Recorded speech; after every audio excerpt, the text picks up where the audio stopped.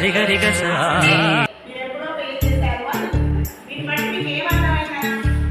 మనం ఏమి ఆశించకుండా ఎవరైనా కష్టంలో ఉన్నప్పుడు హెల్ప్ చేస్తే ఆ హెల్ప్ మనకి ఏదో ఒక రూపంలో వస్తుంది. మనం హెల్ప్ చేసిన వాళ్ళే చేయాలని ఏం లేదు, వేరే రూపంలో కూడా మనకి హెల్ప్ వస్తుంది. అర్థమైందా? సో మనకు అవకాశం ఉన్నప్పుడు ఎప్పుడు కూడా మనం హెల్ప్ చేయడానికే ట్రై చేయాలి. అది మనకన్నా చిన్నోళ్ళే కావచ్చు, పెద్దోళ్ళే కావచ్చు. Ever do harm. మీరు ఎప్పుడు ఎవరికి ఏ విధంగా అన్యాయం చేయకండి. తప్పకుండా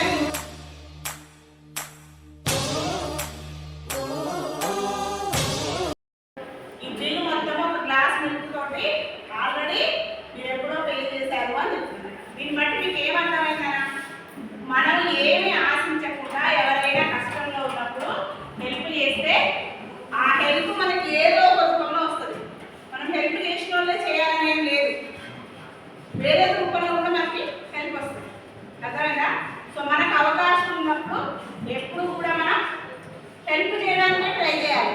అది మనకన్నా చిన్నోళ్ళే కావచ్చు, పెద్దోళ్ళే కావచ్చు, ఉన్నోళ్ళే కావచ్చు, లేనోళ్ళే కావచ్చు, అబ్బాయిలైనా అమ్మాయిలైనా ఎవరైనా మనకు అవకాశం ఉన్నప్పుడు ఖచ్చితంగా మనం హెల్ప్ చేయడానికి ప్రయత్నం చేయాలి. Make a habit of helping others. Ever do harm. మీరు ఎప్పుడు ఎవరికి ఏ విధంగా అన్యాయం చేయకండి, కష్టం కలిగించకండి. మీరు హెల్ప్ చేయకపోయినా నష్టం లేదు, మీరు చేయకపోతే ఇంకొకరు చేస్తారు. అర్థమవుతుందా? ఇప్పుడు నాకు ఒక హెల్ప్ అవసరం ఉంది, ఒక పిల్లడు చేసిన మేడం నా వల్ల కాదు అంటే నేను ఇంకొక పిల్లడితో చేయించుకుంటా. కానీ ఇప్పుడు నేను హెల్ప్ అడిగిందని వీడు వేరే విధంగా హెల్ప్ అడిగింది కదా అని చెప్పి రాకపోయినా పిచ్చి పిచ్చి వేసి దాన్ని స్పాయిల్ చేయదు. అంటే మన వల్ల వేరే వాళ్ళకి నష్టం కలగదు. మనం ఒకరికి హెల్ప్ చేయకపోయినా నష్టం లేదు, వేరే ఇంకొకరు మన ప్లేస్లో ఎవరో ఒకరికి హెల్ప్ చేస్తారు. అర్థమవుతుందా మీకు? You may help or may not help, but never harm others. Clear?